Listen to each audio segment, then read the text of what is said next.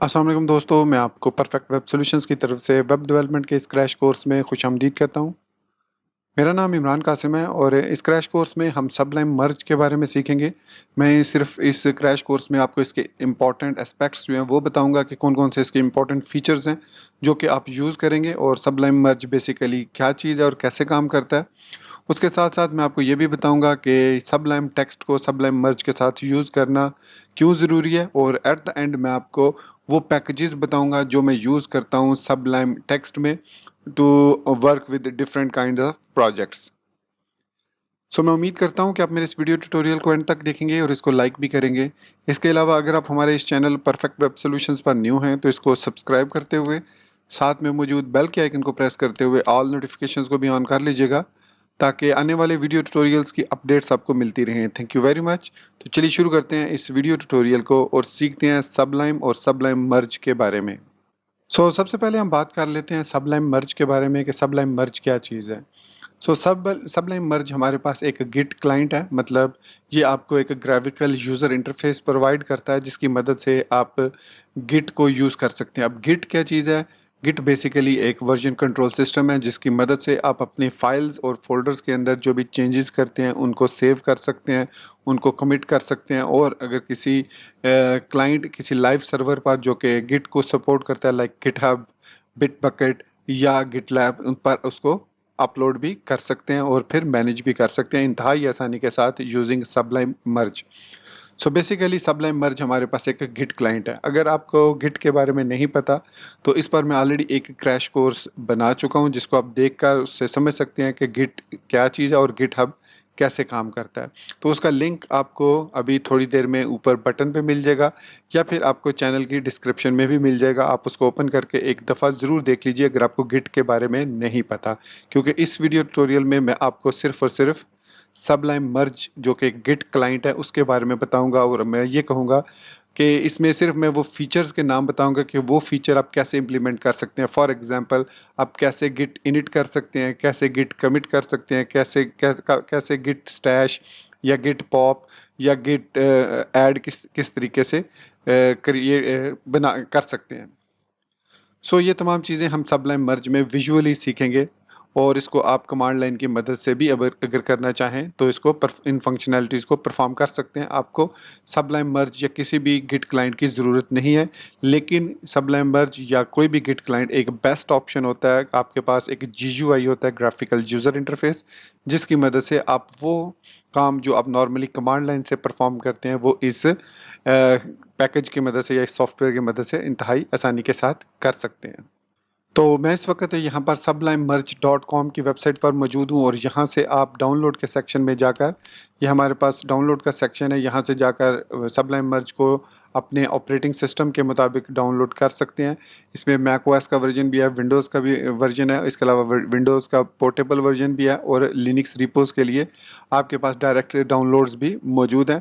उसके साथ साथ आप इसके डेव बिल्ड को भी यूज़ कर सकते हैं। बेसिकली इसके दो वर्जन हैं, एक स्टेबल रिलीज़ है और एक डेव है। डेव बेसिकली नाइट आप कह सकते हैं कि जो क्विक फीचर्स ऐड किए जाते हैं सबलाइम मर्ज के अंदर, उनको डेव बिल्ड्स के थ्रू आपके पास पहुंचाया जाता है ताकि आप उनको टेस्ट कर सकें। जबकि जो स्टेबल रिलीजेस होते हैं उनमें वही फीचर्स ऐड किए जाते हैं जो स्टेबल होते हैं and they are working as expected.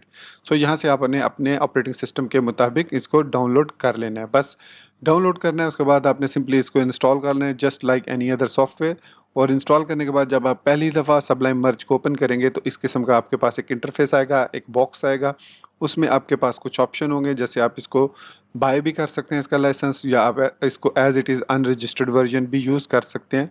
Unregistered में सिर्फ एक प्रॉब्लम आएगी कि एक popup window time to time आपके पास ओपन होती रहेगी एंड दैट्स इट, जो कि आपको कहेगी कि please buy the purchase the license, that's it. आप उसको कैंसिल कर सकते हैं, then you can continue your work. इस क्रैश कोर्स के दौरान भी आपको शायद एक जो 2 या 3 दफ़ा वो पॉपअप विंडो देखने को ज़रूर मिलेगी। ओके, तो सबलाइम मर्ज अनरजिस्टर्ड बाय लाइसेंस के बाद जो नेक्स्ट हमारे पास दो ऑप्शंस हैं, एक लोकल रिपोजिटरीज़ का है और एक क्लोन रिपोजिटरी का है। लोकल रिपोजिटरीज़ की मदद से हमने जो अपने सिस्टम के अंदर रिपोजिटरीज़ क्रिएट की हुई हैं उनको ओपन कर सकते हैं, या फिर अगर हम कोई न्यू ब्लैंक रिपोजिटरी क्रिएट करना चाह रहे हैं तो उसके लिए हम न्यू रिपोजिटरी पर भी क्लिक करके न्यू रिपोजिटरी भी क्रिएट कर सकते हैं। ये दोनों ऑप्शन है आपके पास मौजूद हैं। आप न्यू रिपॉजिटरी क्रिएट करके क्लिक करके यहाँ से आप न्यू रिपॉजिटरी की विंडो ओपन होगी। मतलब आपके ऑपरेटिंग सिस्टम की जो भी विंडो है उसमें आपने जो भी फोल्डर क्रिएट किया हुआ है मेक श्योर कीजिएगा वो फोल्डर एम्प्टी हो, उसमें आप इस न्यू रिपॉजिटरी को क्रिएट कर सकते हैं। सो मैं ओपन पर क्लिक करूँगा। सो थोड़ा सा ये टाइम लेगा और फिर हमारे पास एक न्यू रिपॉजिटरी क्रिएट हो जाएगी। जैसे ही आपने ओपन या न्यू क्रिएट की या ओपन एग्जिस्टिंग की या आपने कोई भी रिपॉजिटरी क्लोन की from the remote server using the clone repository feature, उसके बाद आपके पास ये इंटरफेस एक आ जाएगा। इस इंटरफेस में ऊपर हमारे पास एक मेन्यू होगा जो इस वक्त आपको नज़र नहीं आ रहा, लेकिन आपको डेफिनेटली जब आप ओपन करेंगे वो नज़र आएगा। उसमें हमारे पास डिफरेंट ऑप्शन है, जैसे न्यू रिपॉजिटरी, फाइल के सेक्शन में new repository, clone repository, open repository, switch repository या ओपन रिसेंट जो आपने जिन पर अभी रिसेंटली काम किया, फिर new window, new tab, close window, close tab भी आप कर सकते हैं। ये सारे फीचर इसमें अवेलेबल हैं। फिर एडिट के लिहाज से देखा जाए तो कट, कॉपी, पेस्ट, फिर रिपॉजिटरीज पर क्या क्या फंक्शंस आप परफॉर्म कर सकते हैं, जैसे इस वक्त आपको अनडू, रीडू के अलावा stash, stash with, pop stash, create branch, reveal in finder और ओपन इन सबलाइम टेक्स्ट है। सो मैं यहाँ पर रिपॉजिटरीज के अंदर ओपन इन सबलाइम टेक्स्ट कर लेता हूँ ताकि यही रिपॉजिटरी हमारे पास सबलाइम टेक्स्ट में भी ओपन हो जाए। सो ये देखिए यहाँ पर हमारे पास एक रिपॉजिटरी ओपन हो चुकी है सबलाइम मर्ज ट्यूटोरियल के नाम से। उसके बाद वापस हम सबलाइम मर्ज में आते हैं और यहाँ से अब अपना नेक्स्ट ऑप्शन देखते हैं, वो है नेविगेट। नेविगेट का मतलब है गो बैक, गो फॉरवर्ड। मतलब सिंपली आप एक कमिट से दूसरी कमिट या एक हेड से दूसरे हेड पर मूव करना चाहें या किसी मखसूस कमिट पर जाना चाहें तो इस ऑप्शन को यूज़ कर सकते हैं। नॉर्मली हम इसको यूज़ नहीं करते, बहुत रेयर चांसेस में, स्पेशली जैसे रिपॉजिटरी में ओपन इन सबलाइम में यूज़ करता हूँ या टूल्स में जाकर समटाइम मुझे इसको इनिशियलाइज गिट फ्लो करना पड़ता है या शो कंसोल करनी पड़ती है to see some other things जो यहाँ पर आपको नज़र आएंगी। ये देखिए इसमें ही मैं यही दो तीन ऑप्शंस हैं जो मैं यूज़ करता हूँ। इसके अलावा एडिट करना गिट इग्नोर को, कि अगर आप गिट इग्नोर फाइल क्रिएट करना चाह रहे हैं तो आप इस तरीके से गिट इग्नोर भी क्रिएट कर सकते हैं। अच्छा, सबलाइम टेक्स्ट के अंदर यहाँ पर आपको कुछ डॉट्स नज़र आएंगे जिनके डिफरेंट कलर्स होंगे। इस वक्त ये ब्लैक फिल है, मतलब ट्रांसपेरेंट है, तो इसका मतलब है ये फाइल्स अनट्रैक्ड हैं, अभी हमने इनको ट्रैक नहीं कर रहे, ये अनट्रैक्ड फाइल्स हैं। तो वापस सबलाइम मर्ज में आएंगे तो यहाँ पर भी लिखा हुआ है वन अनस्टेज्ड फाइल, मतलब हमने एक फ़ाइल क्रिएट की है जो कि अभी हमने ट्रैक नहीं की और इसमें हम जो भी गिट इग्नोर में ऐड करेंगे वो गिट में इंक्लूड नहीं होगा, वो ना ही ऐड होगा, ना ही कमिट होगा और ना ही वो लाइव किसी सर्वर पर पुश होगा। तो ये फीचर होता है गिट इग्नोर का। ओके, मैं इसको क्लोज कर देता हूँ फिलहाल। तो अभी हम अनट्रैक्ड फाइल पर हैं। इसके बाद अगर इसमें न्यू फाइल्स क्रिएट करनी हो तो डेफिनेटली वो फाइल्स हम सबलाइम टेक्स्ट में क्रिएट करेंगे। फिलहाल मैं बताता हूँ कि आप ये वन अनस्टेज फाइल जो है इसको कैसे आप ट्रैक कर सकते हैं। तो सिंपली फर्स्ट स्टेप इसमें यह है कि आपने इसको कमिट करना है। सो यहाँ पर आप आएंगे अनट्रैक्ड फाइल्स में और अगर आपके पास मल्टीपल फाइल्स हैं जिनको आपने स्टेज करना है या ऐड करना है तो यहाँ पर आप स्टेज ऑल कर सकते हैं या डिलीट ऑल कर सकते हैं या किसी सिंगल फाइल को स्टेज कर सकते हैं या किसी सिंगल फाइल को डिलीट कर सकते हैं। सो चूंकि हमारे पास ये सिंगल ही फाइल है तो मैं इसको स्टेज करूँगा। तो ये फाइल यहाँ पर आप देख सकते हैं कि रिजल्ट सक्सेस आपको यहाँ पर कंसोल में मिल गया कि ये हमारी स्टेज हो चुकी है फाइल। सो आप इसको अनस्टेज भी कर सकते हैं। अगर अनस्टेज करेंगे तो ये वापस आ जाएगी और अनट्रैक हो जाएगी और अभी स्टेज किया तो ये ट्रैक्ड हो गई, इसमें सक्सेस में मैसेज दोबारा आ गया। फिर हम इसको कमिट कर सकते हैं। सो मैं लिखूंगा गिट इग्नोर कमिटेड, मतलब गिट इग्नोर को हमने ऐड कर दिया है। सो इसके बाद आप कमिट वन फाइल पे क्लिक करेंगे तो ये फाइल यहाँ पर कमिट हो जाएगी और वो हाईलाइट हो जाएगी और साथ ही उसके जो भी डिफ़ॉल्ट आपने ब्रांच क्रिएट किया वो उसके साथ अटैच हो जाएगी और साथ ही ऊपर आपको एक नया मिल जाएगा उसका स्टेप जिसमें नो चेंजेस है कि अभी तक आपने अपनी फाइल्स के अंदर कोई चेंजेस नहीं की। सो चेंजेस आप कहाँ पर करेंगे, वो आप चेंजेस करेंगे सबलाइम टेक्स्ट के अंदर या कोई भी आप टेक्स्ट एडिटर यूज़ कर रहे हैं। जैसे ही आप उसके अंदर कोई चेंजेस करके सेव करेंगे तो यहाँ पर आपके पास वो नो चेंजेस की जगह अनस्टेज्ड फाइल्स का ऑप्शन आ जाएगा। फॉर एग्जांपल मैं वापस आता हूँ यहाँ पर एक न्यू फाइल क्रिएट करता हूँ index.php। ये मैंने एक फ़ाइल क्रिएट की है, सिंपली इसको टेस्ट करने के लिए मैं आपको बता रहा हूँ। सो इसको मैं सेव करता हूँ।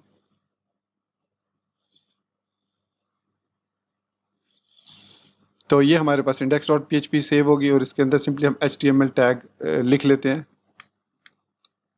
और उसके बाद इसको सेव कर देते हैं। तो आप देखेंगे जैसे ही मैंने उसको सेव किया तो यहाँ पर वन अनस्टेज्ड फ़ाइल आ गई है।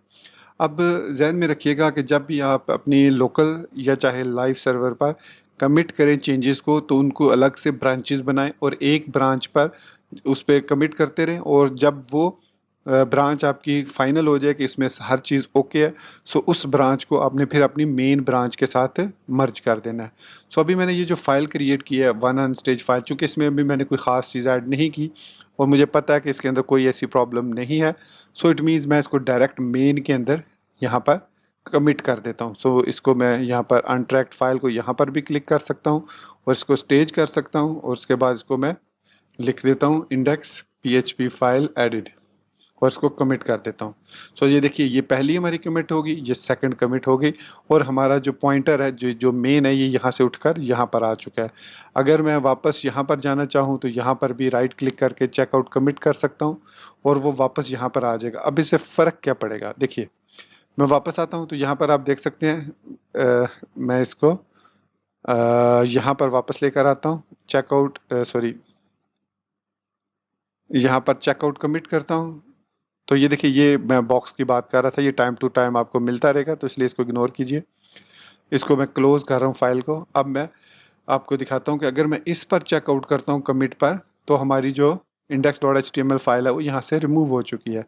लेकिन वापस आता हूँ और इसको चेकआउट करता हूँ कमिट को, तो हमारी फाइल यहाँ पर वापस आ जाएगी। सो इसलिए कहा जाता है कि हमेशा आप मल्टीपल ब्रांचेस पर काम करें, और अगर आप एक से ज़्यादा यूज़र्स हैं या रिमोट यूज़र्स हैं जो काम कर रहे हैं एक ही प्रोजेक्ट पर और आप मेन लीड हैं, तो आप अपने लिए एक अलग से मेन ब्रांच क्रिएट करें। फिर तमाम जो जितने भी आपके क्लाइंट्स हैं उनके लिए, जितने भी आपके मतलब जो को वर्कर्स हैं उनके लिए अलग अलग ब्रांचेस क्रिएट करें। ये टिप है गिट से रिलेटेड।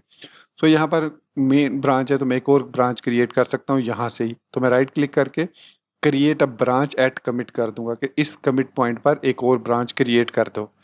सो उसका नाम आप कुछ भी रख सकते हैं, मतलब आप अपने एम्प्लॉय का या अपने कुलीग का जिसके साथ आप मिल के काम करें उसका नाम रख सकते हैं। फॉर एग्जांपल मैं इसको कहता हूँ ब्रांच 01।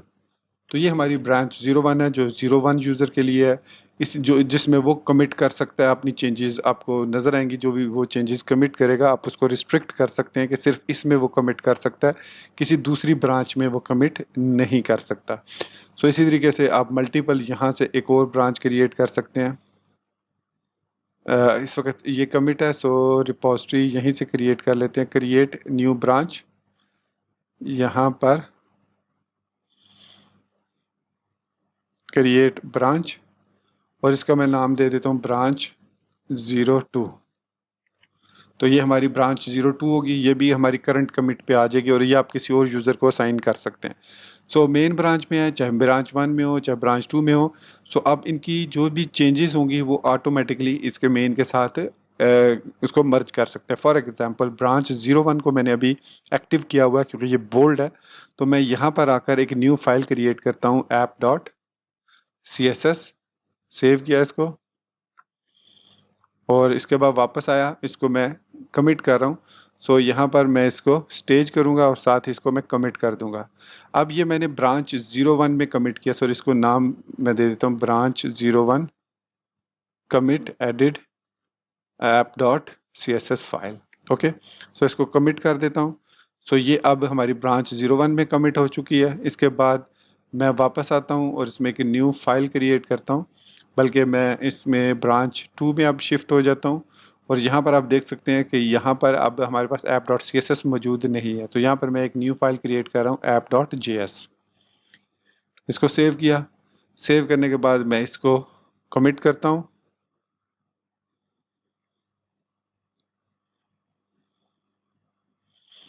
तो वन ऑन स्टेज फाइल इसको स्टेज किया और branch 02 commit added app.js file, so इसको कमिट किया। सो अब ये ब्रांच 02 में कमिट हो चुकी है। सो मेन ब्रांच में अगर मैं यहाँ पर वापस इसको क्लोज करता हूँ और मेन ब्रांच को मैं ओपन करता हूँ, तो आप देख सकते हैं कि हमारे पास सिर्फ गिट इग्नोर और index.php है। अगर मैं ब्रांच 01 को ओपन करता हूँ तो हमारे पास index.php है और app.css फाइल है। अगर मैं ब्रांच 02 को क्लिक करता हूँ तो हमारे पास index और app.js है। सो इट मीन्स अब हमारे पास हर ब्रांच में डिफरेंट हमारे पास डाटा है। सो यहाँ पर ये यहाँ पर ये जैसे ही मैं एक्टिव करता हूँ ब्रांच को, तो ये जो पर्पल रंग कलर है, रंग है जो, ये बता रहा है कि ये जो ब्रांच है ये थोड़ी सी चेंज है। सो अब मैं यहाँ पर मेन पर आता हूँ और इस ब्रांच पे राइट क्लिक करके मैं इसको मर्ज कर सकता हूँ, ब्रांच इनटू मेन। सो ब्रांच 2 को जब मैं मेन में मर्ज करूँगा तो यहाँ पर हमारे पास app.js फाइल आ जाएगी, क्योंकि हमने इसको ब्रांच 2 में क्रिएट किया था। आप उसको टेस्ट करने के बाद यूज़र की फ़ाइल को यहाँ से राइट क्लिक करके मर्ज ब्रांच 2 इनटू मेन, और ये ब्रांच 2 लिखा हुआ है, और साथ ही आप नो कमिट पे भी कर सकते हैं या डायरेक्टली इसको कमिट भी कर सकते हैं। सो मर्ज कर दिया तो ये ऑटोमेटिकली कमिट भी हो जाएगी। अब हमारे पास आप देख सकते हैं कि सबलाइन इसमें app.js और index.php मेन में मौजूद है, लेकिन अभी भी app.css यहाँ पर मौजूद नहीं है। तो अब मैं ब्रांच इस पर क्लिक करूँगा 01 पर और इसको भी मर्ज कर दूंगा मेन में, और उसके बाद मैं इसको मर्ज कर दिया। तो अब हमारे पास आप देख सकते हैं सारी फाइल्स आ गई हैं। तो स्टिल जो भी आपके यूज़र होंगे वो इन दो फाइलों में, इन दो ब्रांचेस में अपनी कमिट्स करते रहेंगे, और आप उसको मेन में ज़रूरत पड़ने पर ऐड करते रहेंगे। और इसके अलावा आप इसके ज़रिए कन्फ्लिक्ट भी आसानी के साथ रिजॉल्व कर सकते हैं। आपको ग्राफिकल यूज़र इंटरफेस नज़र आएगा और इसको आप डायरेक्टली सबलाइम टेक्स्ट में भी ओपन कर सकते हैं।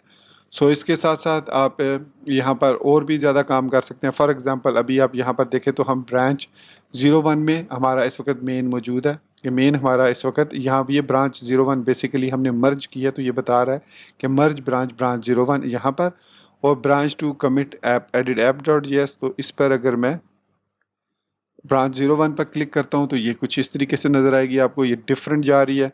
और ये देखिए अब यहाँ से ये इस जगह पर आकर दोनों ब्रांचेज हमारे पास, ये देखिए यहाँ से ये ब्रांच 2 चली और यहाँ पर ये मर्ज हो रही है ब्रांच 1 और ब्रांच 2 दोनों मेन के साथ। ये देखिए यहाँ से ये सेपरेट हुई और ये दोनों ब्रांचेज यहाँ पर आकर मेन ब्रांच के साथ हमारे पास मर्ज हो चुकी हैं।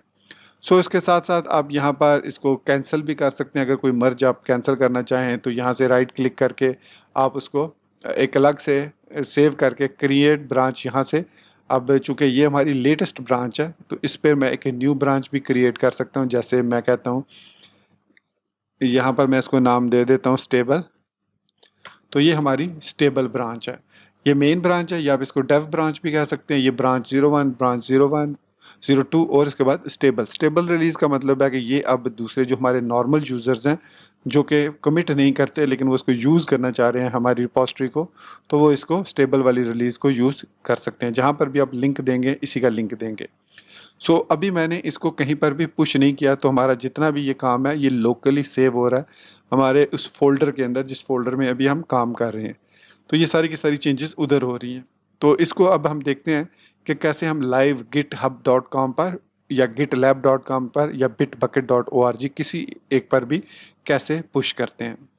इस वक्त यहाँ पर मैं अपनी github.com के अकाउंट पर मौजूद हूँ और यहाँ पर मैं एक न्यू रिपॉजिटरी क्रिएट करूँगा। ये टेस्ट रिपॉजिटरी होगी, इसको मैं इस ट्यूटोरियल के बाद रिमूव कर दूँगा। यहाँ पर मैं इसको नाम दे देता हूँ माई टेस्ट रिपॉजिटरी। ये हमारी टेस्ट रिपॉजिटरी होगी। Your new repository will be created as my dash test dash repository. This is a test repository. आप इसको पब्लिक रखेंगे, और इसके अलावा अगर आप हमने ऑलरेडी ऐड गिट इग्नोर की हुई है तो यहाँ पर कुछ भी हमें ऐड करने की ज़रूरत नहीं है। सिंपली क्रिएट रिपॉजिटरी पे क्लिक करेंगे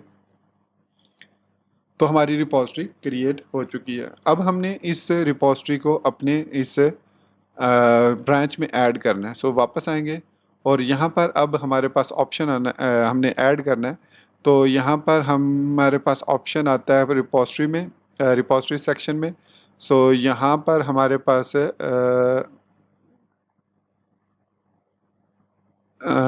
फाइल, और कहाँ पर ऑप्शन है,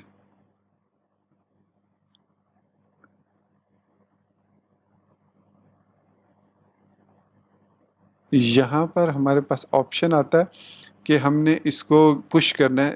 और यहाँ पर राइट क्लिक करके आई थिंक अंदर मर्ज मेन डिलीट यहाँ पर था इसका ऑप्शन। मुझे अब एग्जैक्टली क्योंकि बाज़ दफ़ा हम ये देखिए ना यहाँ पर हमारे पास है ऐड आ रिमोट, सॉरी ये है हमारे पास ऐड आ रिमोट ऑप्शन यहाँ पर। ऐड आ रिमोट, और यहाँ पर हमने रिमोट को ऐड करना है। तो ये है हमारे पास इसको पेस्ट किया और इसको एंटर, बल्कि इसको नाम देंगे नेम फॉर एग्जांपल मेन, और यूआरएल ये होगी हमारे पास। सो अब हमने इसको रिजल्ट इज सक्सेस कर दिया, और अब यहाँ पर अब हमारे पास पुश का ऑप्शन आ गया। हमारी सारी जितनी भी कमिट्स होंगी, जो लेटेस्ट कमिट होंगी, वो यहाँ से पुश हो जाएंगी हमारे उस लाइव सर्वर पर। सो पुशिंग स्टेबल टू मेन, तो क्योंकि चूँकि स्टेबल इस वक्त सिलेक्टेड है, सो स्टेबल जो वर्जन है वो यहाँ पर अब हमारा आ चुका है। ये देखिए, यहाँ पर क्लिक करते हैं तो हमारे पास स्टेबल वर्जन आ चुका है, और इसके साथ साथ हम यहाँ से इसको ब्रांच 01 को भी पुश कर सकते हैं, फिर ब्रांच 02 इसको भी, फिर मेन। तो यहाँ पर जब मैंने इन सब को पुश किया, तो इसको रीलोड करके एक दफ़ा फिर मैं आपको दिखा देता हूँ। तो यहाँ पर आप देखेंगे कि हमारे पास सारी की सारी ब्रांचेस अब सक्सेसफुली क्रिएट हो चुकी हैं। ये डिफ़ॉल्ट जो है वो स्टेबल है। इसके अलावा हम ब्रांच 01 पर भी नेविगेट कर सकते हैं, और ब्रांच 02 पर भी नेविगेट कर सकते हैं। इसके बाद हम जितनी भी ब्रांचेस क्रिएट करेंगे यहाँ पर, हम उन ब्रांचेस को पुश भी कर सकते हैं अपने लाइव गिटहब अकाउंट में। अब ये जो आपकी रिपोजिटरी है, ये प्राइवेट भी हो सकती है और पब्लिक भी, it all depends on you. GitHub हमें एक रिपोजिटरी प्रोवाइड करता है, आप एक रिपोजिटरी प्राइवेट क्रिएट कर सकते हैं, जबकि bitbucket.org हमें आई थिंक 3 या 4 जो है वो फ्री देता है कि आप प्राइवेट रिपोजिटरीज क्रिएट कर सकती हैं। पब्लिक और प्राइवेट रिपोजिटरी में फ़र्क ये है कि पब्लिक हर कोई एक्सेस कर सकता है, और प्राइवेट सिर्फ आप जिसको चाहते हैं वही सिर्फ एक्सेस कर सकता है, जिसको आप उसमें एज अ यूज़र ऐड करेंगे वही उस रिपोजिटरी को एक्सेस कर सकता है। लेकिन ये मेरी जो माई टेस्ट रिपोजिटरी है, इसको कोई यूज़र भी आसानी के साथ एक्सेस कर सकता है विदाउट एनी इशू। तो ये हमारे पास है सबलाइम मर्ज। और इस तरीके से अब हम जहाँ पर जो भी चेंजेस करेंगे, ब्रांच 1 में कोई यूज़र चेंज करता है, ब्रांच 2 में, मेन में, तो उसको हम पुश कर सकते हैं उसके अकॉर्डिंगली उस पर्टिकुलर ब्रांच को यहाँ पर, और वो ऑटोमेटिकली अपडेट हो जाएगी ब्रांच। तो ये था सिंपल सा तरीका इसको रिपोजिटरी को पुश करने का। उसके बाद अगर आपका कोई यूज़र लाइव इधर पुश करता है चेंजेस, जैसे यूज़र 1 है, ब्रांच 1 में कोई न्यू चेंज आती है, तो आपने सबसे पहले इस ब्रांच 1 को ओपन करना है। फिर यहाँ पर ये जो नेक्स्ट ऑप्शन है पुल, तो इसको आप क्लिक करेंगे तो जो भी चीज़ होगी वो इसमें ब्रांच 01 में आपके पास पुल होके आ जाएगी। ठीक है, तो ये हमारे पास है गिट सबलाइम मर्ज, जो कि बहुत ही इजी टू यूज़ टूल है, जिसकी मदद से आप इंतहाई आसानी के साथ अपनी जो रिपोजिटरीज़ हैं उनको मैनेज कर सकते हैं विद ग्राफिकल यूज़र इंटरफेस। अब मैं आपको बताता हूँ कि मैं सबलाइम टेक्स्ट के लिए कौन कौन सी एक्सटेंशंस को यूज़ करता हूँ। तो ये मेरे पास सबलाइम टेक्स्ट है, यहाँ पर टूल्स में आऊँगा और मतलब यहाँ से कमांड पैलेट में आऊँगा, और यहाँ पर मैं क्लिक करूँगा रिमूव पैकेजेस पर, रिमूव पैकेज पर। फिर इसके बाद क्या होगा, हमारे पास सारी लिस्ट आ जाएगी जो जो पैकेजेस मैं यूज़ कर रहा हूँ विद देयर ओन डिटेल। यहाँ पर आप देख सकते हैं बैकग्राउंड कलर एडिट है कि डायरेक्टली आप सबलाइम के अंदर कलर एडिट कर सकते हैं। फिर बूटस्ट्रैप 4 की ऑटो कंप्लीट के फीचर्स हैं, बूटस्ट्रैप 4 के जो स्निपेट्स हैं। फिर ब्रैकेट हाइलाइटर हैं कि जब आप किसी एक ब्रैकेट पर क्लिक करते हैं तो दूसरी ब्रैकेट हाईलाइट हो जाती है। फिर CDN.js है, मतलब ये यहाँ से आप डायरेक्टली CDN से कोई भी लिंक जो है वो अपने प्रोजेक्ट्स के अंदर पेस्ट कर सकते हैं। फिर कोड इग्नाइटर 4 के स्निपेट्स हैं मेरे पास। कलर पिकर है, कलर को पिक करने के लिए। फिर कलर स्कीम एडिटर है। फिर मतलब मैं अपने जो मेरे पास सबलाइम है, इसके कलर स्कीम्स को कैसे, मैं नॉर्मली इसको यूज़ नहीं करता लेकिन इसको इंस्टॉल किया हुआ। फिर CSS3 ऑटो कंप्लीट है। फिर मैं जो थीम यूज़ कर रहा हूँ वो डरकूला कलर स्कीम है। और उसके बाद मेरे पास ये जो डेल रीस है ये मैं यूज़ नहीं कर रहा। फिर डॉक ब्लॉकर है। फिर .env है। डॉक ब्लॉकर बेसिकली PHP के लिए होता है, जो कि ऑटोमेटिकली आपके ऊपर जो फाइल के ऊपर डॉक ब्लॉक्स हैं वो ऐड करता है। फिर .env को कैसे हमने एडिट करना है। फिर एमिट है। ESLint है जो जावास्क्रिप्ट के लिए यूज़ होता है। फिर फाइल आइकन्स है। फाइल सिस्टम ऑटो कंप्लीट है। HTML ब्यूटीफाई है। आइकन फ़ॉन्ट्स हैं, JavaScript beautify, JS prettier JavaScript को ब्यूटीफुल करने के लिए, जावास्क्रिप्ट JSX के लिए है। फिर लारावल ब्लेड ऑटो कंप्लीट है, जब मैं लारावल के प्रोजेक्ट पे काम करता हूँ तो मैं ऑटो कंप्लीट करता हूँ लारावल ब्लेड को। फिर लारावल ब्लेड हाइलाइटर है ताकि मुझे पता चले कहाँ कहाँ पर मैंने लारावल ब्लेड कोड यूज़ किया हुआ है अपनी उस PHP फाइल के अंदर। फिर लार्वल ब्लेड स्पेसर है ताकि प्रॉपर स्पेसिंग वगैरह दी जा सके जो भी स्निपेट्स आप लिखते हैं लार्वल ब्लेड के। फिर लारावल गो टू है, आप किसी भी फाइल पर जाने के लिए आल्ट के साथ लेफ़्ट क्लिक करेंगे तो उस फाइल पे आप नेविगेट कर जाएंगे, सिर्फ लारावल के लिए। फिर उसके बाद लेस हमारे पास एक पैकेज है जिसकी मदद से हम CSS मेंटेन करते हैं। फिर है Magento back trace message syntax, ये बेसिकली मैजेंटो के लिए है। जब आप मैजेंटो के क्रिएट करते हैं मॉड्यूल्स या थीम तो उसके लिए ये। फिर मैजेंटो स्निपेट्स हैं, मैंने कुछ मैजेंटो के स्निपेट्स ऐड किए हुए हैं लेकिन ये अब पुराने वर्जन है, इसको मैं रिमूव कर दूंगा। फिर मार्कडाउन प्रीव्यू है, मार्कडाउन बेसिकली md.md एक्सटेंशन को किस तरीके से प्रीव्यू करना है।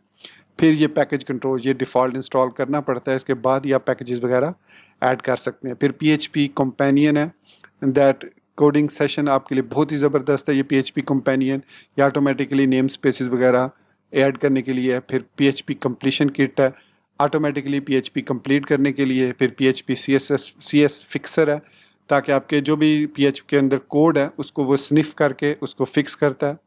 फिर PHP फॉर्मेट है, FMT किस तरीके से PHP को फॉर्मेट करना है। फिर PHP यूनिट बेसिकली टेस्टिंग के लिए, जब आप PHP में टेस्टिंग वगैरह क्रिएट करते हैं तो इसके लिए आप ऑटोमेटिक कंप्लीशन कैसे करते हैं ऐड। फिर रिएक्ट नेटिव के लिए ऑटो कंप्लीट है। फिर रिएक्ट टेम्पलेट्स हैं, RTL मिरर है, RTL टू डायलॉग है, समलाइम एडिटर है that can display RTL content correctly. ये बेसिकली जब तो मैं उर्दू या अरबी वगैरह लिखना चाहूँ कंटेंट में तो उसके लिए यूज़ होता है। फिर हम रस्ट ऑटो कंप्लीट है, रस्ट बेसिकली एक और प्रोग्रामिंग लैंग्वेज है। फिर उसके बाद SAS है, SASS और SAS सिंटैक्स एंड थीम है। फिर SAS ब्यूटीफाई है। फिर SFTP है, तो SFTP की मदद से मैं डायरेक्टली किसी भी प्रोजेक्ट को सबलाइम के अंदर FTP से ओपन कर सकता हूँ और उसको पुश कर सकता हूँ चेंजेस को। फिर साइड बार को एनहेंस करने के लिए है ताकि फाइल एंड फोल्डर्स वाले वो जो राइट क्लिक पर न्यू वगैरह के ऑप्शंस आते हैं वो साइड बार एनहेंसमेंट की मदद से आते हैं, तो लिंक आपको यहाँ पर मिल जाएगा। फिर स्मार्टी टेम्पलेट है, फिर सबलाइम ES7 रिएक्ट रिडक्स के लिंक्स हैं, तो यहाँ पर सबलाइम लिंटिंग है। तो ये सारे के सारे पैकेजेस हैं मैं या जो यूज़ करता हूँ। Sublime server basically HTML server create करने के लिए है। फिर पोस्ट CSS के लिए सिंटैक्स हाईलाइटिंग है, टेलविंड CSS ऑटो कंप्लीट है। टेलविंड CSS बेसिकली दो पैकेज हैं, एक ये वाला सबलाइम टेक्स्ट 3 के लिए और एक ये वाला। ये मैं रिमूव कर दूंगा क्योंकि ये ओल्ड वर्जन है, ये लेटेस्ट वर्जन है। सो इसको रिमूव करने के लिए मुझे जस्ट इस पर क्लिक करना है। तो ये मेरे पास कुछ PHP से रिलेटेड और Vue.js के। फिर हाँ वर्डप्रेस, स्पेशली वर्डप्रेस के लिए वर्डप्रेस कंप्लीशन, वर्डप्रेस कस्टमाइज़र और WordPress Gutenberg blocks auto complete और वर्डप्रेस स्निपेट, ये 5 पैकेजेस हैं जो मैं यूज़ करता हूँ वर्डप्रेस के लिए। 1 2 3 4 पैकेजेस हैं। तो उसके साथ साथ मैं एक और सॉफ्टवेयर भी यूज़ करता हूँ जो कि है काइट। सो मैं यहाँ पर ओपन करता हूँ काइट को। काइट बेसिकली एक एक्सटेंशन है, AI बेस्ड एक्सटेंशन है जो कि आपके काफ़ी सारी प्रॉब्लम्स को सॉल्व करती है। और अगर आपने सिंपल एक काइट को इंस्टॉल किया हुआ है तो सम टाइम ये जो मैंने प्लगइन्स जितने एक्सटेंशंस की बात की हो सकता है इनकी आपको ज़रूरत ना पड़े अगर आप सिर्फ ऑटो कंप्लीट फीचर ऐड करना चाह रहे हैं, क्योंकि ये जो काइट एक्सटेंशन है ये आपको ऑटो कंप्लीट का फीचर प्रोवाइड करती है। 15 से 30 लैंग्वेजेस हैं, जावास्क्रिप्ट है उसमें, HTML है, जावा है, C है, गोलैंग है, Python specially it's specialized for Python.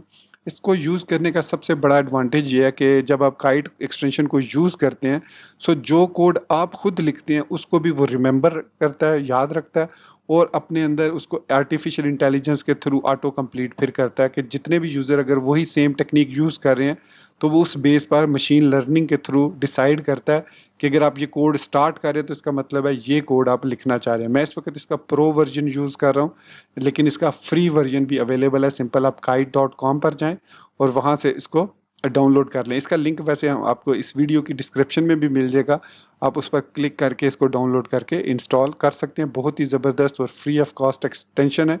अगर आप इसे Python I think by default ये पाइथन को सपोर्ट करती है जब आप फ्री यूज़ करते हैं, लेकिन आई विल रिकमेंड कि अगर आप परचेज़ कर सकते हैं तो इसको ज़रूर परचेज़ कीजिए, बहुत ही ज़बरदस्त एक्सटेंशन है।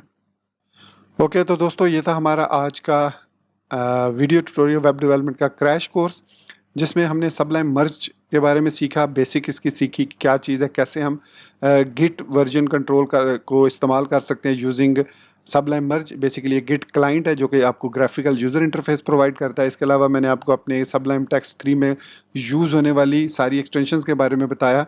अगर मैं डिटेल बताने बैठ गया हर एक्सटेंशन के लिए तो ये काफ़ी लेंथी काम हो जाएगा, इसलिए मैंने सिर्फ आप उनके नाम बताए हैं।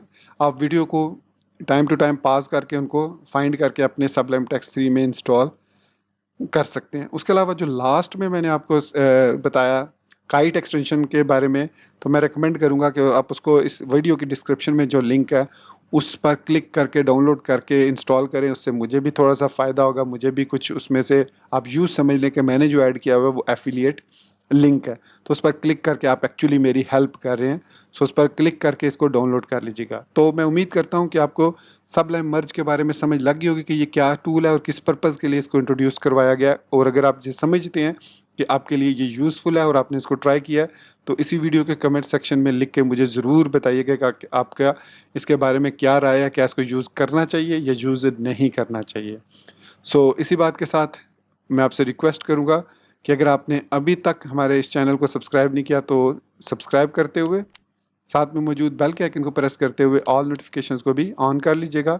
और साथ ही साथ मुझे इंस्टाग्राम पर ज़रूर फॉलो कीजिएगा, वहाँ पर भी आप मुझसे क्वेश्चन जो भी आपके प्रॉब्लम्स है वो मुझसे डिस्कस कर सकते हैं। सो इसी बात के साथ मुझे इजाज़त दीजिए, मिलते हैं नेक्स्ट वीडियो ट्यूटोरियल में। Thank you very much for watching this video tutorial. Take care, good bye and अल्लाह हाफिज़।